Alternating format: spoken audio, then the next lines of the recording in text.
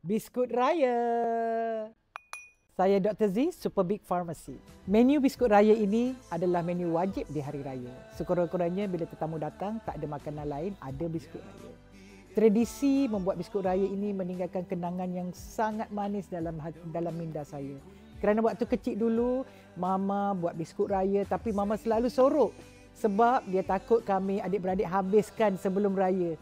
Sebab bau dia sangat semerbak satu rumah. Sangat memori yang indah pada masa itu. Tapi sekarang semua main tunjuk, beli di bazar dan sebagainya.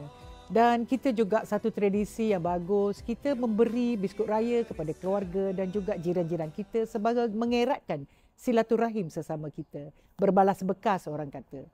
Tapi ingat, yang ada kencing manis, yang ada kolesterol tinggi, biskut raya ini sangat jahat. Banyak gula, banyak kolesterol. Walaupun namanya kolesterol free, maksudnya kolesterol dapat secara percuma.